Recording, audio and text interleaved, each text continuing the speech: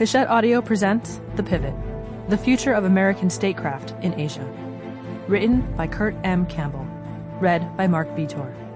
This program includes a Mac and PC compatible bonus PDF.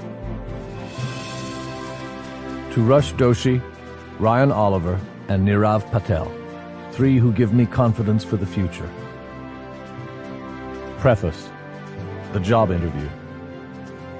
In diplomacy, as in life, it is sometimes difficult to know where the story begins.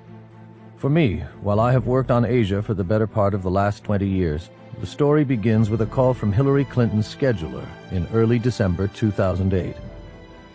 I had been spending the few weeks since the presidential election working on the Pentagon transition team, sequestered away in a windowless, steel-reinforced bunker, poring over documents concerning the management of the military establishment. I had served in the Pentagon a decade earlier, before 9/11, the War on Terror, and the grinding military campaigns in Iraq and Afghanistan. It had been a very different place then, and the institution was only barely recognizable from the period before the attacks on the American homeland, including the Pentagon itself on 9/11. We were now a nation that had been at war for nearly a decade, and nowhere was that reality clearer than at the Pentagon. The hijacked airliner that smashed into the building had left a charred, burned-out section in the five-sided geometric military headquarters along the Potomac, and along certain corridors near the site of the crash, it was still possible to catch just a whiff of smoke in the hallway air. Since then, the Pentagon had been rebuilt with a myriad of extra security features. The windows facing the outside civilian world on the E-ring were coated with a yellow veneer, which cast an eerie pallor on all the occupants inside. The outside world had an oddly tinted patina, like an old black-and-white movie that had been improperly colorized.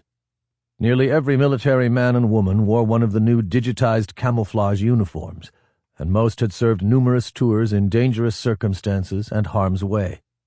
Soldiers and Marines bore physical scars from previous combat, and Purple Heart ribbons signifying wounds from conflict were worn with pride on uniform breastplates. In contrast, many civilian policymakers had seen little military service, which was an occasional source of tension between them and their military colleagues. Sitting in my barren cubicle that day, I picked up the phone to hear the remarkably cheerful voice of Clinton's new personal assistant. Would I possibly have some spare time in the next day or so to meet with the Secretary-elect in her transition office at the State Department? Yes, of course. I had to restrain myself from asking, is right now too soon?